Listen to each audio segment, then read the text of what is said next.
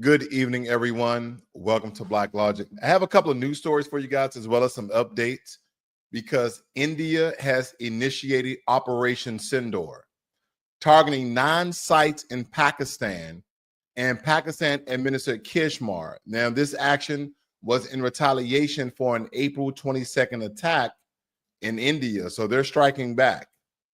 So now we have approximately 3 large wars going on in the world: India and Pakistan, Russia and Ukraine, Hamas and Israel. As I was stating, that this attack was in retaliation of an April 22nd attack in India administered Kashmir that killed 26 tourists. India claims that the strike targeted terrorist camps, while Pakistan reported civilian casualties and condemned the attacks as a very heinous provocation. Tensions have escalated, jeopardizing the 2021 ceasefire agreement and raising concerns about further conflict between the nuclear-armed neighbors. Because don't forget, Pakistan's have nukes, India has nukes, as well as China has nukes. So again, China is in that region as well. I will show you this very quick graphic here.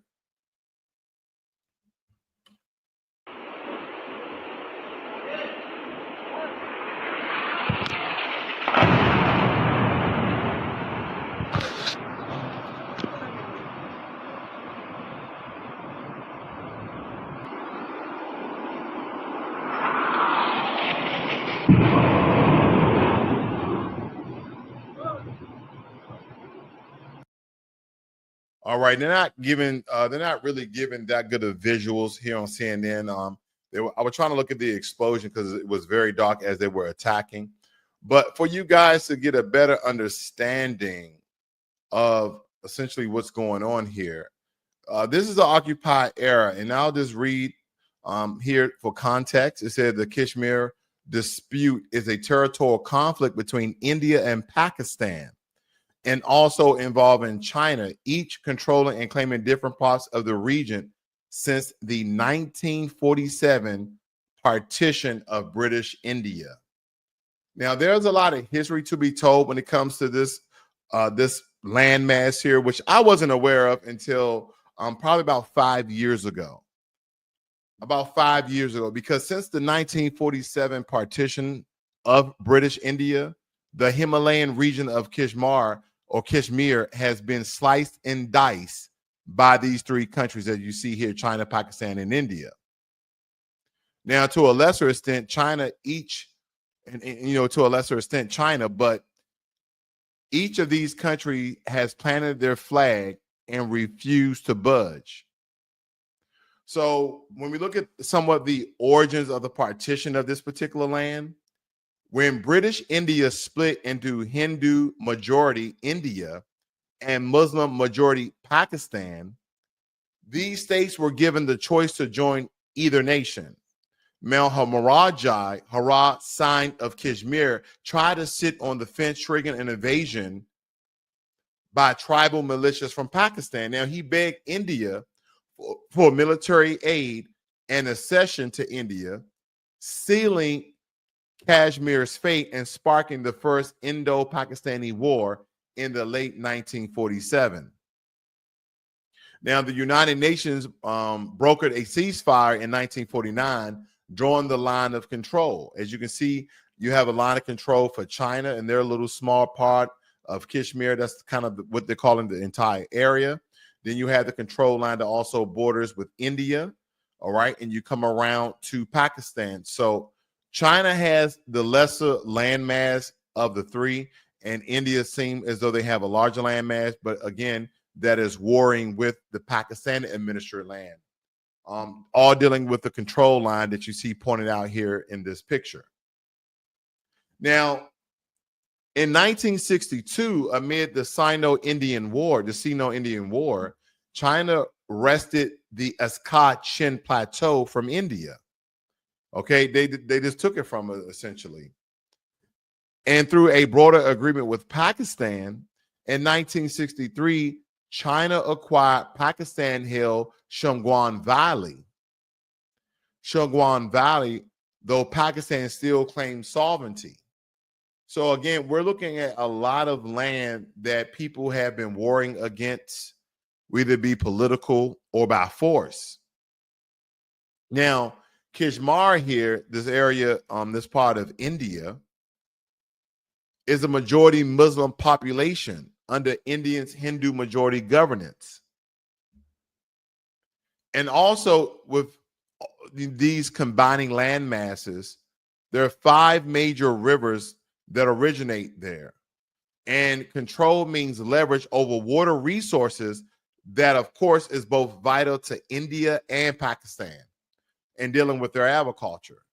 Now, of course, as I stated before, both India and Pakistan have tested nuclear weapons, so any skirmishes risk will have catastrophic escalations. So as we're looking at the map here, you have the Indian administered Jammu and Kashmir, the Pakistani administered Azad Kashmir and Gilgit-Baltistan. And please forgive me for the butchering of a lot of these names that I'm not, familiar with. Okay, then you have the Chinese control Aksai Chin and the Sangam Valley. So again, that's just kind of a quick breakdown or history, so to speak, of these lands. I wanted to blow that up for you guys so you guys can essentially see it, because again, this is kind of the meeting point of how all these countries meet. And I may have to do a little digging. I might do a little research for you guys, because they keep stating British control India or Indian, as you see here, British India. Was this part of land India at one point in time? And, the British colonized India for roughly 90-something years. And I wonder, was this all British India? Because they colonized India. And that's probably one of the reasons why a lot of Indians, have, I won't say a lot of them, I'll say a portion of them suffer from skin bleaching, as well as colorism. They have a lot of colorism in India. The same colorism that they have in Asian countries, the same colorism they have in India, the same colorism that they have in Jamaica, the same colorism that they have in different countries in Africa. And of course, a lot of these countries were colonized by Europeans. So now all of these countries had these issues. Now, that was a side note. This has nothing to do with the lands that they're currently fighting off. But I thought that it would be significant just to point that out. Because it keeps, British India. I wanted to make sure that people, at least in context, understood some of the history, not all. So the Prime Minister of India gave President Trump a visit, Mark Carney. And what Trump has done, he's offered a fresh start in relations, but he's standing firm on the existing tariff that we've already implemented on Canada. Now, despite Carney's objections and assertions that Canada is not for sale, Trump did indicate no plans to ease trade restrictions, signaling continued economic tensions between the two nations. And Trump says, we just want to be friends, as Canada PM torpedoes the 51st state idea. And I think it's notable that Mark Carney also told, when President Trump was talking about Canada being the 51st state, Mark Carney, Prime Minister of Canada, told President Trump that we will never be a state of the United States of America. And President Trump replied and said, never say never. And again, a lot of these billionaires, a lot of these powerful men, we may think that they're joking and things may come off as a joke. But what I'm noticing and what I've realized for the past 15 years is when certain people joke and giggle and make light of things, a lot of times they're absolutely serious about what they're talking about. They presented the information in a more palatable manner because maybe they said it publicly. I digress.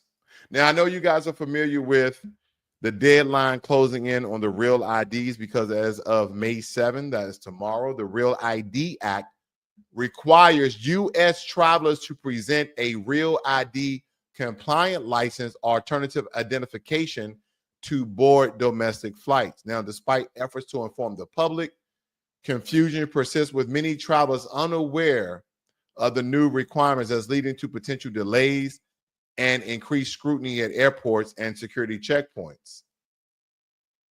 This has become very prevalent because even when I was traveling, they were like, hey guys, just a reminder as you were going through TSA that we're getting close to the deadline of you using your real IDs. Now, and of course, let me see if I can blow this up just a little bit here. This is Christy Nome. Okay, this is Christy Nome. And she is the one heading off this initiative to ensure that everybody have real IDs or you won't be able to travel.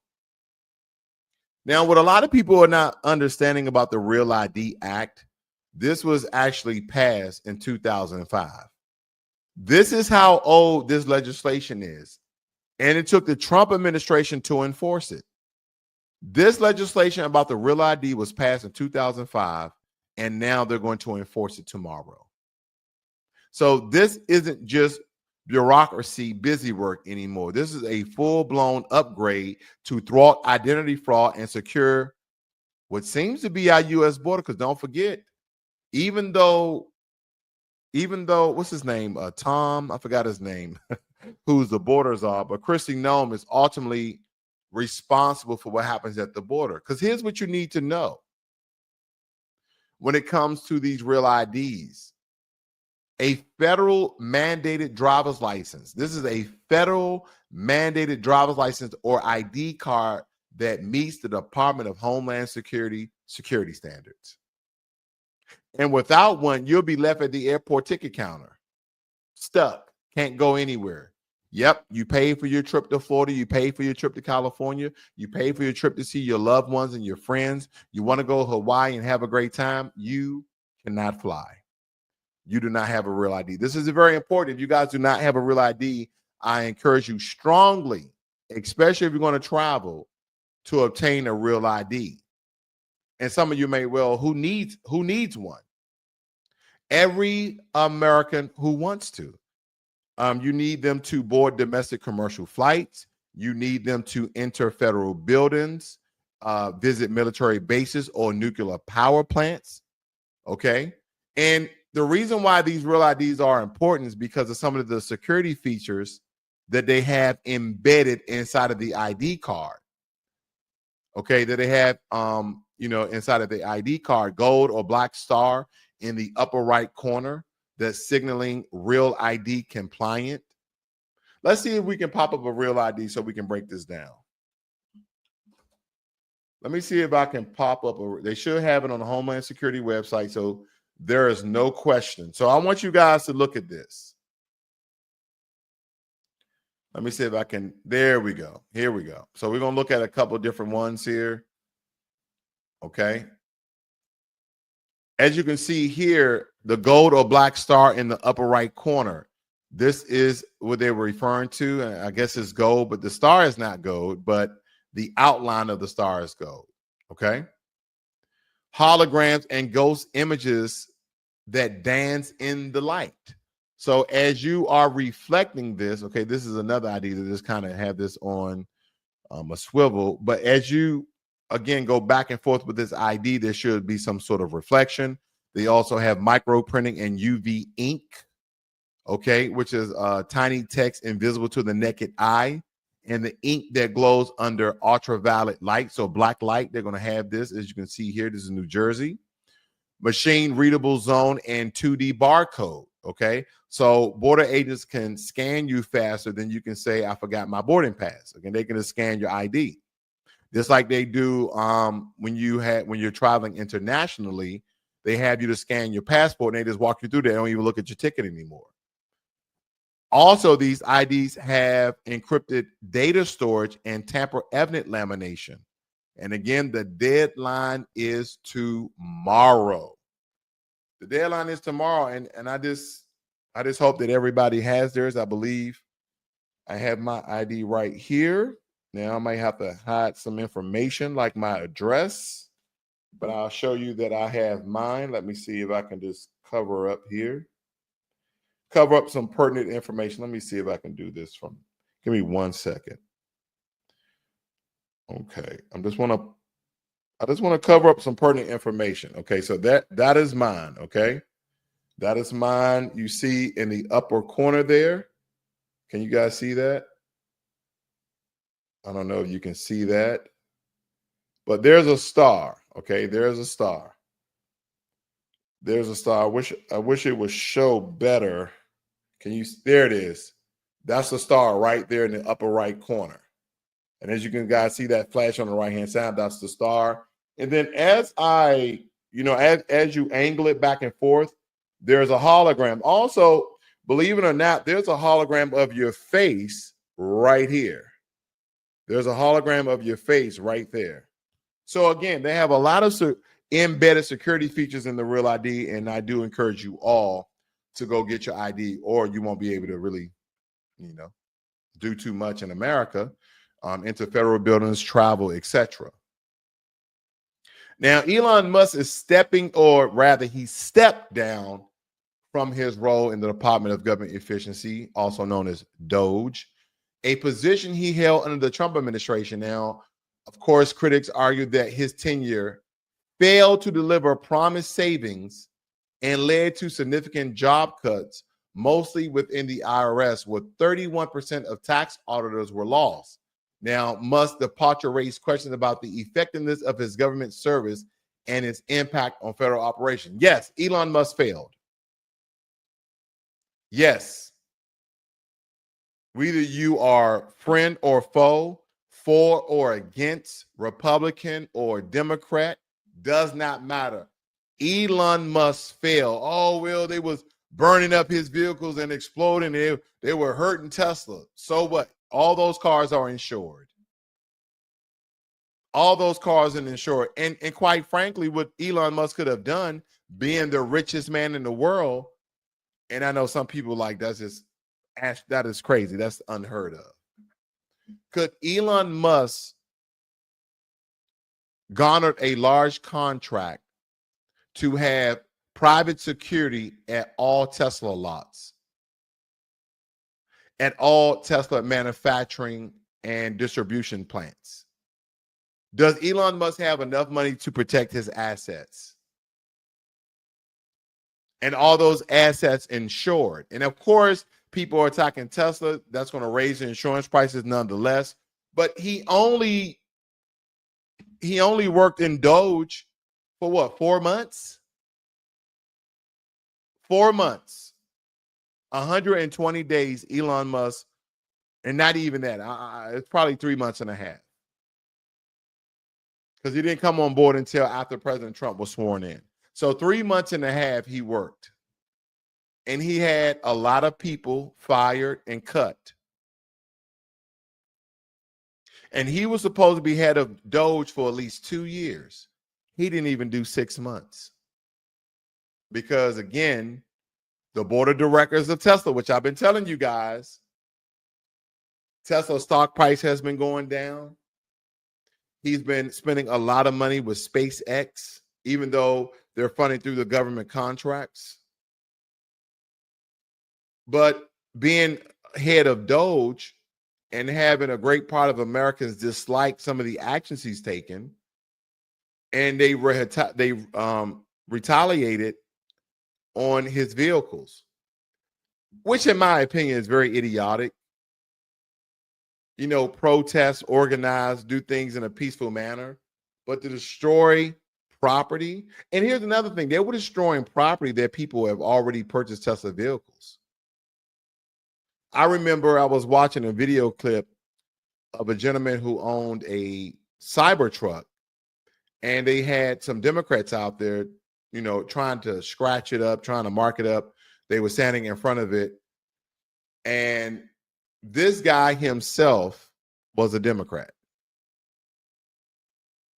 He said, "I'm a Democrat." He like, "You damn conservative. You Elon Musk." He like, I voted for Kamala Harris. Well, why are you driving a Tesla? Because it's a car. I like the car. It's an electric car. It's an American made by an African fellow. But nonetheless, it was made in America, at least some parts of it.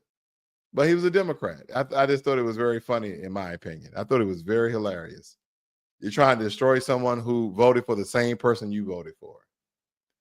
Probably not the same ideologies, but you guys voted for the same people. Now, the U.S. Supreme Court has permitted the Trump administration to enforce a ban on transgender individuals serving in the military, reserving previous policies that allow open service. And of course, the decision passed in a 6-3 vote. And all sorts of people have sparked controversy and legal challenge, with opponents arguing it violates equal protection rights. This is a very sensitive area anytime we get into LGBTQ, but most in the conclave of transgenderism. Now, again, I'm a vet. I've served over 20 years. And I can tell you this firsthand knowledge. I was a Marine and a U.S. soldier. And I've been to all types of bases, Air Force bases, naval bases, Army, Marine bases, all over, our country in these different bases.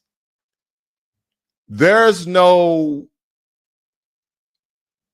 infrastructure or support for people who identify as transgender. There's this no support system there because, again, if the military is not going to fund, said surgeries, most military members don't make enough money to have that surgery unless they already come in pretty wealthy. They come in already set off. But most military members don't make that much money unless they're officers and they've been in 10 plus years. When they make major, that's when they're making some decent money, most people.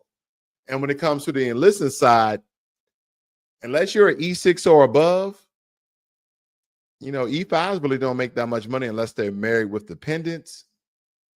Okay. But we're talking about the single people.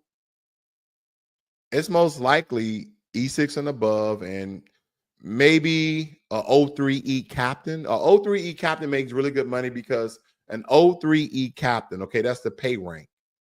The O3 is captain, the E is prior enlisted, so they get paid more than a regular captain. Okay, and most people make captain, and I would like to believe all military service, within 3 to 5 years. They make major within like 5 to 8 years, because again, you can probably pick up captain in 3, then you can probably pick up major in 2 or 3 of your fast tracking. But nonetheless, the military was not constructed for certain genders or people who identify in certain genders. So I think, to keep things plain simple, the president has put a ban on people who consider themselves transgender from joining the military. Now, whether you for or against that is your personal prerogative. But the way I look at it is that the military wasn't set up for people to identify other than male or female. Because again, if we speak about the chromosomes, X and Y is male, okay, and X and X is female. I believe that's correct. Also, when we speak about the biology, even if a transgender gets a surgery, for the rest of their lives, they have to have special care for maintenance of that certain area, whether it be a male transgendering to a woman or a woman transgendering to a male. There's upkeep and maintenance and multiple medical appointments that they have to have for the rest of their lives. Now, of course, as technology and innovation gets better, I'm pretty sure that will get better over time. But right now, our infrastructure in the military is not set up for people to identify other than female and male biologically. So that is just my 2 cents on the matter. I'm pretty sure there's all other sorts of reasons why he made this decision. Okay. But again, this is what Americans voted for. Now, China has ceased purchasing U.S. crude oil as trade tensions between the two countries intensify. And of course, China poses a very large threat to American shale producers who rely heavily on Chinese markets. Now, the halt in imports underscores the broader economic implication of this ongoing trade war. And that's what we have in our hands. Now, China has imposed a 10% tariff on U.S. crude oil and simultaneously stopped buying American LNG, effectively slicing U.S. exports to near zero, started in March. Now, this is why it hurts the U.S. shale. With China off the table, U.S. producers must scramble to find buyers in Europe or Asia, often at discounted rates that crush profit margins. It seems as though that China is this, we're in a trade war, we're not going to do any business then without massive amount of tariffs. Unsold oil piles up in American storage tanks, sending domestic prices tumbling. And this is for drillers who need higher prices to break even. I wonder where will China get its oil from now? A lot of people stating that China will get its oil from Saudi Arabia, the UAE, Kuwait. Also, when we think about Russia and Iran, they have cheaper benchmarks, fewer political headaches, and deep discounts. And this is all by the courtesy of sanctions elsewhere that make them attractive alternatives. I think China is going to turn to Russia because we have many sanctions on Russia. And now we're in trade war against China. And sometimes a lot of these trade wars can act as sanctions. And Russia is going to give China a great deal. They're going to give them a good deal. Did you guys know that North Korea have given soldiers to Russia? North Korea has given soldiers to Russia. So again, I'm pretty sure oil and gas is going to North Korea. China is going to turn to Russia and get cheap oil and gas as well. But don't forget that America is not the only country that is producing high rates of crude oil. And again, fracking has helped us by the way of Barack Obama. It's probably one of the best legislations he signed when it comes to fracking. And now that we are drilling and producing more oil than any other country in the world, but we're also using more oil than any other country in the world. But China can turn to India, Japan, South Korea, and they may even obtain cheaper oil prices from these other countries. So again, America is not the only ones with the amount of crude oil that China may need for its economy. And of course, I'm looking to see if American drillers will lobby hard for tariff relief or diplomatic detain, but with tariffs set to kick in on May 14th. So again, when we look at this, the clock is ticking. The clock is ticking. Yeah, it seems as though that the world is on fire. The world is at war. And I don't mean that as a fear tactic or anything like that, but we have, of course, war against India and Pakistan, and we have war against Israel and Hamas, and we have war against Ukraine and Russia. So we have war in Europe, war in the Middle East, and we have war in Asia. Wow. And unfortunately, America seems to be in the middle of it all. Not just the conflicts that are occurring, the constant battling of these countries, not just that, but also the ongoing trade tensions and trade wars. Not stating that I'm against the tariffs. I'm definitely not against the tariffs in some regards. I wish I was more in depth in knowledge about tariffs and how they truly affect economies. But I did read enough to know that they can be an effective tool as leverage to have people to come back to the table and really give fair deals. So again, I'm looking for tariffs to pay off. If not, then it was definitely the wrong move by the Trump administration. Thank you guys for joining me. You guys have a great and wonderful evening. This is Blacklogic.